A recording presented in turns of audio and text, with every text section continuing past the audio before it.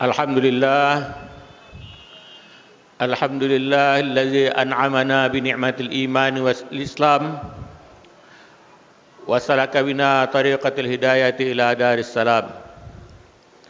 Asyhadu an la ilaha illallah wahdah la syarika lah wa asyhadu anna Muhammadan abduhu wa rasuluh la nabiyya ba'dah. Allahumma fassalli wa sallim wa barik ala hadzal nabiyil karim sayyidina wa habibina wa syafi'ina wa maulana Muhammad wa ala alihi wa ashabihi ajma'in. Amma ba'du, fa ya ibadallah, usikum wa iyaya bitaqwallah faqad fazal muttaqun. Qala Allah Ta'ala fi kitabil karim wa huwa asdaqul qailin. A'udzu billahi minasyaitonir rajim. Qul huwallahu ahad, Allahus samad, lam yalid wa lam yulad wa lam yakul lahu kufuwan ahad. Shadaqallahul azim. Hadirin jamaah Jumat yang dimuliakan Allah,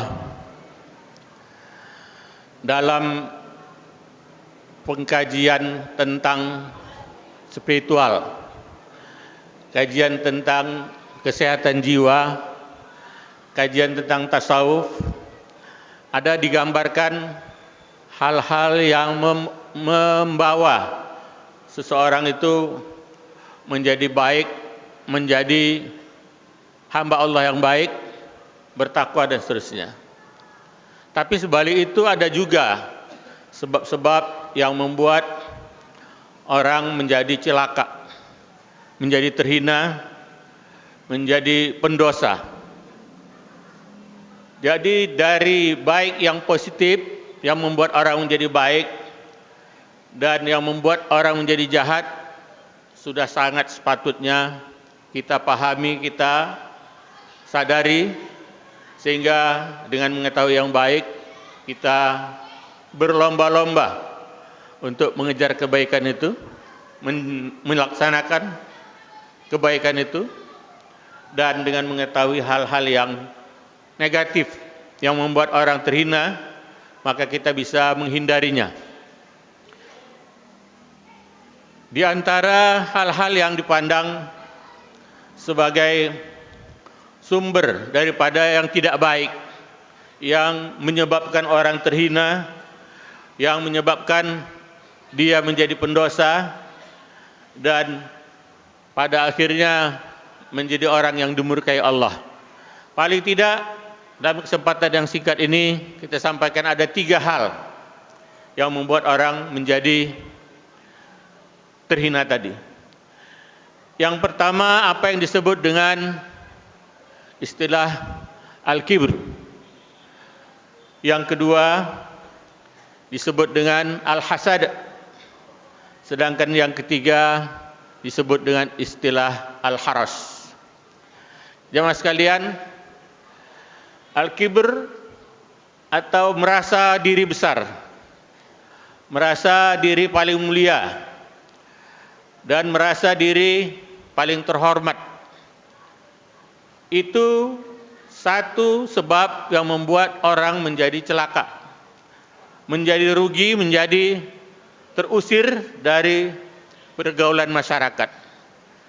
Kalau orang merasa dia yang paling besar, maka otomatis dia akan melihat orang lain itu rendah. Orang lain itu terhina di mata dia. Bahaya dari penyakit ini, manusia benci kepada dia, dan Allah pun benci juga kepada orang tersebut.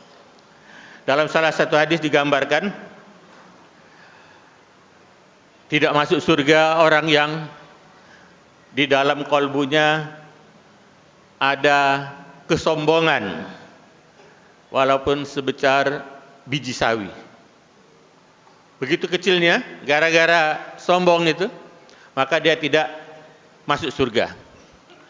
Orang yang selalu tidak mengkaji dirinya, tidak mau introspeksi pada dirinya, maka itu pada gilirannya datang iblis yang menggodanya, supaya dia tetap merasa besar, merasa terhormat, Dan kita tahu semua bahwa iblis itu terusir dari surga gara-gara sombong itu. Itulah maka digambarkan orang yang sombong itu tidak masuk surga. Nah, ini harus kita waspadai baik-baik, apapun posisi kita, apapun jabatan kita, apapun profesi kita. Jaga ini, jangan sampai perasaan, sikap bahwa kita orang yang paling besar dan pada gilirannya dia akan menjadi sombong kepada orang lain. Rugi dalam bisnis kalau orang sombong, dijauhi orang. Dalam pergaulan sosial, kalau ada masalah dia, orang nggak peduli.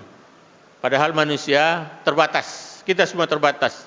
Kita butuh pada orang lain, dan orang lain juga kadang-kadang butuh kepada kita. Kita tidak bisa mengerjakan semua kebutuhan kita penuhi dengan sendirinya, itu tidak mungkin. Kita selalu tergantung pada orang lain. Itu membuat kita menjadi paling tidak sebagai rem bagi menggebu-gebunya perasaan ingin dihormati, ingin dimuliakan dan seterusnya itu. Jadi itu sebetulnya gampang, Pak. Kalau kita senantiasa eling, ingat, ya kita selalu menyadari sifat jelek daripada sombong itu, merasa besar sendiri itu, dengan melihat lingkungan kita. Kalau orang masih ramah tulus, bercengkrama dengan kita, insya Allah itu kita orangnya rendah hati. Bukan rendah diri, tapi rendah hati. Kalau rendah hati itu dia sebetulnya terhormat, tapi dia tidak memposisikan dirinya sebagai orang yang harus dihormati. Dia merendah. Kalau rendah diri itu minder, ya tidak percaya diri. Bukan itu yang dimaksud. Yang dimaksud adalah rendah hati, setinggi apapun jabatan, sekaya apapun, sepintar apapun dia, sekuat apapun dia, sebanyak apapun keluarganya, dia tetap menampilkan dirinya sebagai orang yang rendah hati.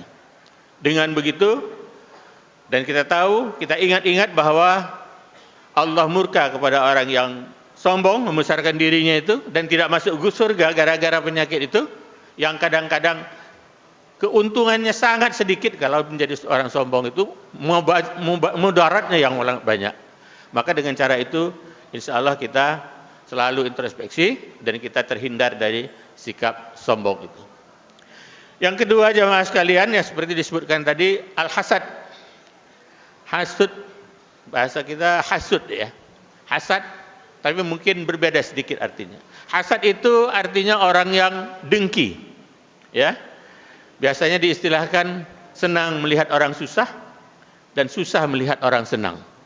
Ini berbahaya sekali ini, ya. Orang senang dia susah, orang susah dia senang.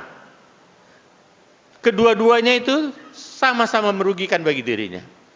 Kalau orang susah dia lihat hatinya senang, pastilah orang susah itu merasa tidak nyaman berlama-lama bersama dengan orang yang senang melihat kesusahannya. Sebaliknya, kalau dia cemburu, kalau dia dengki kepada orang yang senang, maka semakin mendengki dia, semakin hasud dia, semakin menciut kalbunya. Ya, dalam batas-batas yang ekstrim, orang tersebut mudah diserang oleh penyakit jantung. Bapak Ibu sekalian, Bapak-bapak hadirin sekalian, disebutkan bahwa Al-Quran itu hadis menggambarkan inna fil jasadi mudghah iza salahat salahal jasadu kulluh wa iza fasadat fasadal kulluh. Disebutkan bahwa di dalam diri kita, di dada kita ini ada namanya qalbu, yaitu jantung. Dalam bahasa Inggrisnya heart, dalam bahasa Arabnya qalbu. Kalau hati itu dalam bahasa Arabnya itu kabid. Dan kabid itu tidak dibicarakan dalam Al-Quran, karena yang mengendalikan kita itu sebetulnya qalbu, yaitu jantung. Maka kata Nabi, di dalam tubuh kita ini ada segumpal daging. Segumpal daging, bukan angan-angan, bukan hayalan, bukan metafisik, tapi fisiknya ada di dalam jantung kita itu. Namanya qalbu. Orang Arab kalau bilang dokter spesialis jantung itu dia panggil at-tabib mutakhassis bil qalbi. Jadi dokter spesialis jantung. Maka meskipun di Indonesia kita menggunakan istilah qalbu itu dengan hati, tapi yang dimaksud dengan hati dalam bahasa Indonesia sebagai terjemahan daripada qalbu itu adalah jantung. Nah, mereka yang pikirannya merasa besar dan dengki kepada orang lain, itu kalau terus-menerus dibiarkannya, dampaknya orang sebut bisa jantungan. Ya, mendengar berita yang tak enak sedikit saja jantungan. Melihat orang salah sedikit saja pada dia langsung naik tensi darahnya. Karena tidak bagus pengurusan jantungnya. Jadi hati-hati mereka yang merasa ada gangguan jantung, coba diintrospeksi. Apakah ini sakit jantung karena faktor makanan? Ya, atau karena faktor pengendalian diri kita, atau sebetulnya karena banyak dengki di dalamnya. Ya, kalau sempat itu terjadi, cepat-cepat minta ampun kepada Allah. Ya, karena itu penyakit yang dibenci Allah dan Rasulnya dan dibenci oleh semua manusia, orang yang dengki itu. Jadi hati-hati, waspada. Itu tidak berarti semua orang yang sakit jantung itu gara-gara itu. Tapi di antara sebab penyakit jantung yang kita selalu menyebutnya jantungan itu, hati-hati ya, jangan sampai itu terdapat di dalam jantung kita. Kalau itu terjadi, cepat minta ampun kepada Allah, tepat koreksi diri, maka insya Allah penyakit jantungan itu akan sembuh dengan sendirinya. Tentu dengan izin Allah dan kehendak Allah. Jadi yang kedua tadi itu, penyakit dengki itu, penyakit hasad itu, penyakit hasad itu membuat orang menderita. Tidak pernah ada baiknya itu. Kalaupun ada baiknya paling 2-3% dari 100% kebaikan itu. Jadi jangan pelihara kesombongan. Jangan dilatih-latih supaya dengki. Tapi sebaliknya dilawan. Ya, dilawan supaya kita tetap bersifat rendah hati dan lapang dada. Orang yang dengki itu dadanya sempit kata orang. Artinya sebetulnya jantungnya yang mengkerut. Ya, itu dalam bentuk fisik jantungnya bisa mengkerut. Tapi kalau dia cepat bertaubat kepada Allah, minta ampun, dia sadar apa kesalahannya itu, maka jantung itu secara bertahap akan sembuh kembali dan tidak perlu makan obat lagi. Itu terbukti, berkali-kali terbukti, mereka yang jantungan itu sebagian yang sebabnya adalah karena dengki dengan hasud, ya, tidak percaya kepada Allah dalam arti kurang tawakalnya kepada Allah, ya, merasa Allah ditinggalkan Allah dia, padahal Allah itu maha baik, maha dekat kepada hambanya, maka anggapan-anggapan negatif tersebut bisa membahayakan dia. Mudah-mudahan dua penyakit ini bisa kita tinggalkan dan kita ganti dengan yang positif tadi, yaitu rendah hati dan lapang dada. Terakhir jamaah sekalian, yang ketiga yang disebut nama dengan al-haras. Al-haras itu rakus, tidak pernah puas. Apapun yang diberikan Allah kepada dia, dia merasa itu kecil saja. Akibatnya apa? Dia habiskan waktunya siang malam, pagi sore untuk memenuhi nafsu rakusnya, baik dalam harta, baik dalam keluarga dan lain-lain. Ya, maka orang yang berpenyakit haras itu, dia itu tersingkir juga dari pergaulan, ya. Kemudian ada peluang-peluang yang harusnya bisa didapatkannya, maka peluang-peluang kebaikan itu tertutup bagi dirinya karena dia tidak menghargai waktunya sendiri, tidak menghargai pentingnya fisiknya beristirahat. Padahal kata Rasul, inna li badanika 'alaika haqqun. Di dalam tubuhmu itu ada hak yang harus Anda penuhi sendiri, yaitu beristirahat. Kalau dia tidak peduli lagi, bahkan pakaiannya pun tak menentu. Ya. Kenapa? Karena tak sempat memikirkan bagaimana supaya dia menjadi orang yang ya terlihat rapi dan sebagainya. Sholatnya aja pakai baju kaos singlet. Kenapa? Karena tidak menghargai selain hanya sekedar ingin memenuhi kebutuhannya. Padahal orang sholat itu disuruh rapi pakaian, rapi tempat sujud, rapi cara bertindak dan seterusnya. Maka kita waspadai kalau ada bibit-bibit penyakit rakus ini, maka cepat kita usir, kita lawan supaya kita bebas dari penyakit itu, dan itu membuat kita menjadi tenang, menjadi merasa banyak bersyukur. Seberapapun yang dapat kita itu adalah dari Allah, dan kemudian kita bersyukur. Dan apabila kita betul-betul bersyukur kepada Allah, ikhlas bersyukurnya, maka lain syakartum la'azidannakum walain kafartum min azabil asyadid. Kalau kamu pandai bersyukur, pastilah aku tambahi, kata Allah. Tapi kalau kamu pura-pura tidak tahu berapa banyak nikmat Allah yang kita terima, maka kamu akan disiksa oleh Allah Subhanahu wa taala. Walain kafartum inna azabil asyadid. Kalau kamu engkar dengan nikmat itu, maka siksaku alangkah sangat pedihnya kalau kamu sampai kena daripada azabku itu. Kira-kira begitu gambaran Islam mengajarkan kita untuk jauh dari sifat dengki, sifat sombong tadi, dan sifat rakus tadi. Jamaah sekalian, itulah 3 sifat. Banyak sekali yang sebetulnya yang menjadi penyebab orang terhina, tapi yang 3 ini saja pun ingat-ingat dengan baik-baik, tenang pikirkan kita hayati, maka insya Allah sudah sebagian besar dari kehidupan kita menyenangkan, membahagiakan, membuat orang lain juga bahagia karena kita tidak memiliki sifat-sifat yang mencelakakan tadi. Barakallahu li wa lakum fil Qur'anil Karim wa nafa'ani wa iyyakum bima fihi minal ayati wa dzikril hakim. Aqulu qouli hadza wa astaghfirullah li wa lakum wa lisairil muslimin wal muslimat fa ya fawzal mustaghfirin wa ya najatat taibin.